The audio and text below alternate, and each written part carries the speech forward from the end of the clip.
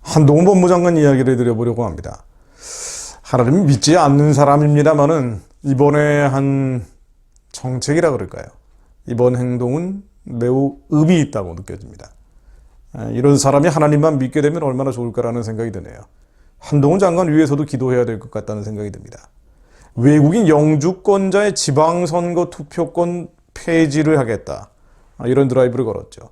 너무 당연한 얘기인데요. 그런데 이 제도가 17년 동안이나 유지되어 왔기 때문에 반발도 만만치 않을 것 같습니다. 일단 국회에서 법을 통과시켜야 되는데 민주당이 통과시킬 가능성이 많지가 않죠. 한 장관 입장은요, 상호주의입니다. 상호주의에 따라서 폐지해야 된다는 거예요. 게다가 이 외국인 영주권자 지방선거 투표권, 중국인 영주권자, 중국 공산당의 영향을 받을 수밖에 없는 중국인 영주권자들에게 투표권을 주는 것이다 라고 계속 논란이 되어 왔죠.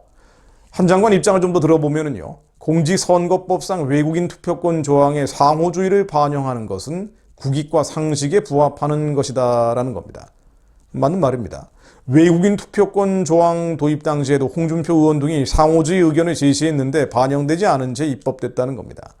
외국인 참정권의 상호주의에 따라 폐지하는 방안을 검토하느냐.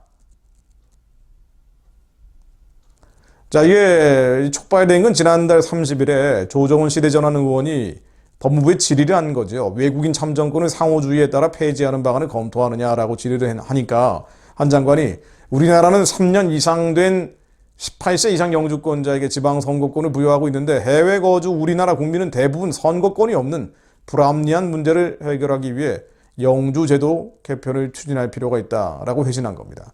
이런 방향에서 장관의 의지가 실려 있다는 걸 재확인한 거죠.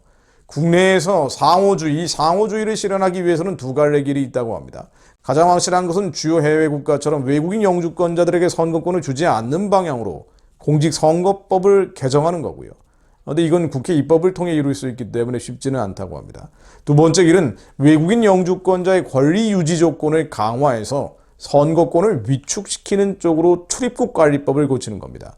역시 입법 사안이지만 법무부가 법안을 발의할 권한이 있기 때문에 한동훈 장관이 이 후자의 길을 모색하고 있다고 알려져 있습니다.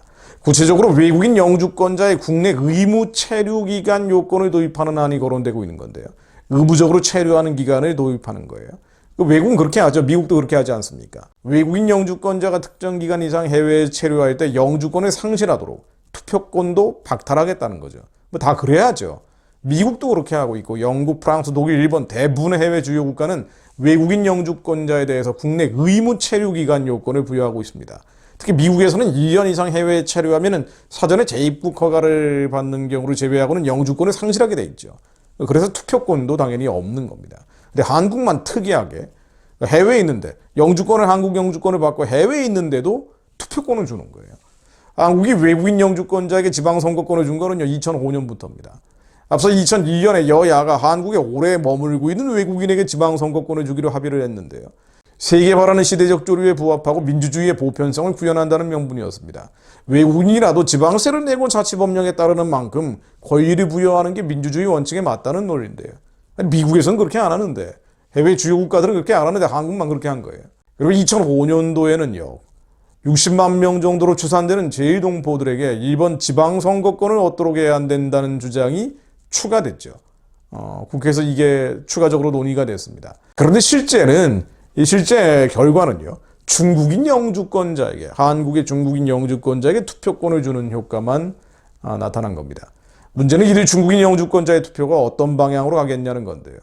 당연히 이거 어쩔 수 없이 중국 공산당의 영향을 받게 됩니다. 일당 독재를 하기 때문에. 그래서 당연히 한국에서도 좌파에 유리한 방향으로 투표를 할 수밖에 없게 되죠. 아니나 다를까 2020년 중국인 영주권자 지방선거 투표권을 박탈하는 청와대 국민청원이 제기됐을 당시에요. 문재인의 청와대는 이렇게 회신을 했죠. 지역 주민으로서 지역사회 기초적인 정치 의사 형성 과정에 참여할 수 있게 함으로써 민주주의 보편성을 구현하려는 취지다. 한마디로 현행 제도를 유지하겠다는 뜻을 밝힌 겁니다. 어이없는 일인데 문재인 정권이 워낙 친북적인 행태를 보여왔기 때문이고요. 또 중국인 영주권자에게 투표권을 주는 게 자기들에게 정치적으로 도움이 된다라고 생각을 했기 때문이죠. 물론 한동훈 장관의 주장이 실익이 없는 것이다. 정치적인 어젠다라는 평가도 있습니다. 이런 비판도 있어요. 전국 지방선거에서 외국인 투표율을 보면은 2010년도에 35.2%에서 지난 6월 8회 지방선거에서는 13.3%로 낮아졌습니다. 유권자 12만 7,623명 중에서 2만 7천 명가량만 투표했다는 얘기인데요.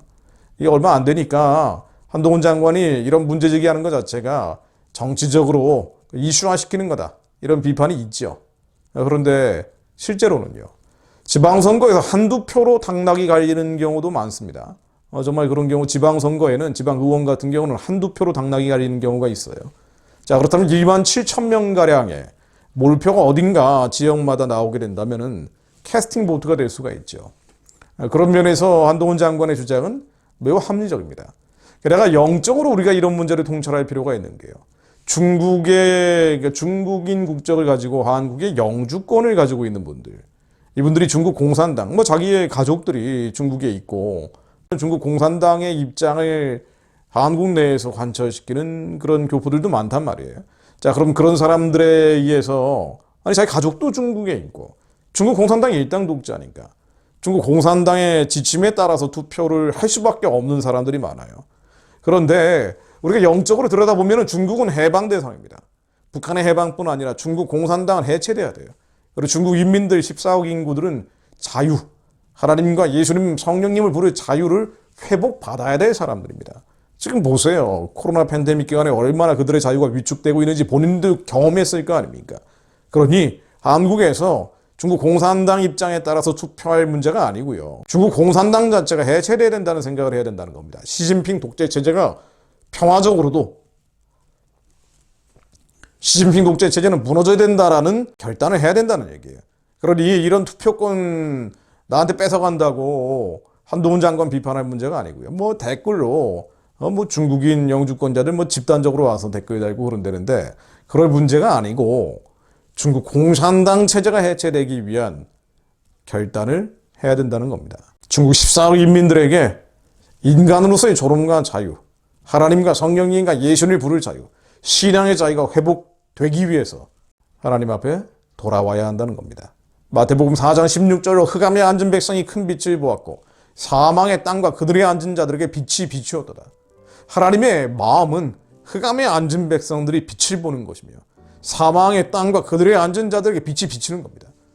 북한은 물론 중국 땅에 하나님의 큰 빛이 비추어 그들에게 인간으로서의 존엄과 가치가 회복되게 하시며 하나님과 예수님과 성령님을 부를 자유를 되찾게 하시어 북한의 우상체제가 무너진 뒤에 복음이, 자유가 만주와 연해주로 뻗어가게 하시며 중국 본토로 이어가게 하시어 마지막 때 예수님 오실 길을 예비하는 자들로 북한 주민들은 물론 중국의 인민들도 사용하여 주옵소서. 한국에 있는 중국인 한국 영주권자들이 하나님께 돌아오는 일들이 더 많아지게 하시고 그런 사역을 하고 있는 분들을 축복해 주시어 주님의 거룩한 백성들을 일깨워내는데 주님께서 기름 부어 주옵소서. 예수 그리스도 이름으로 기도드립니다. 아멘.